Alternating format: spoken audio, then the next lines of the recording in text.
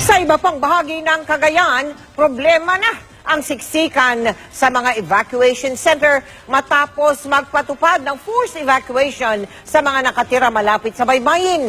Nawawala-wala pa roon ang supply ng kuryente. Mula rin sa Cagayan, nakatutok live si Emil Sumangil. Emil! Mel, damang-dama na ang signal number 4 dito sa bayan ng Santa Ana, Cagayan. Makapananghali kanina nang magparamdam itong malalakas na hangin at pag-ulan. Samantala, alas 2 ngayong hapon, inatasan na ng lokal na pamahalaan ng Gonzaga, Cagayan, ng Philippine Marines para sa pagpapatupad ng forced evacuation sa mga residenteng nasa baybaying mga barangay habang may oras pa at hindi pa tumatama ang bagyong Ompong. Narito ang aking report. Unang pinasok ng Philippine Marines ang mga baybaying barangay na nakaharap sa dagat Pasipiko. Katuwang nila ang mga opisyal ng barangay para tukuyin ang mga bahay na delikado sa bagyo. Unang inililikas mga bata, babae at matatanda. Matatakot po. Ano po ba nakarating sa inyong balita? Malakas daw po yung bagyong paparating. Kulang sa sasakyan ng mga sundalo, kaya pinagkakasyang pilit na lang nila ang ating mga kababayan, mailayo lang sila sa peligro. Mga gustong lumigas po, punta na kayo dito, dito na po yung sasakyan. Dinaraan sa diplomasya at pakiusapan ng tropa ang pagpapalikas para hindi na maging komplikado pa ang sitwasyon. Forced evacuation na po dapat, pero yung nga po, marami po talagang ayaw pang mag-evacuate. So, babalikan na lang po natin kasi ganun lang din naman, hindi naman magkasasakyan natin. Natakot naman kami, sir.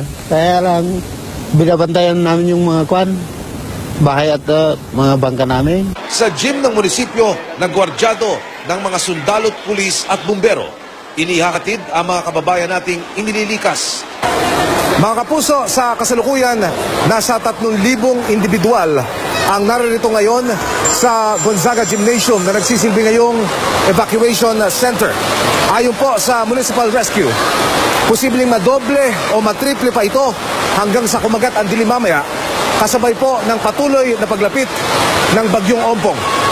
Biglang lobo ang bilang ng mga evacuee rito, lalo't nang mapaliwanagan na raw sila tungkol sa peligrong dala ng daluyong o storm surge. May dala kaming baon, may dala kaming damit, pagkain at saka sa unan, banig. Bakit po mahirap, ma'am?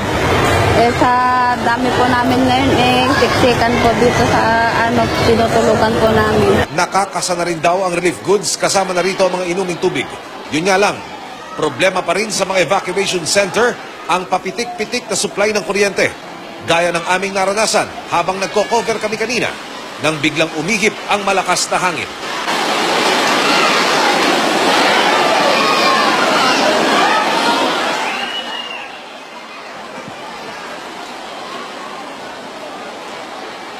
Sakaling may mga kababayan pa rin tayong magmamatigas, mamayang gabi, hindi raw mangingimi ang ating mga sundalo na gumamit ng puwersa dahil para sa kaligtasan din ito ng ating mga kababayan.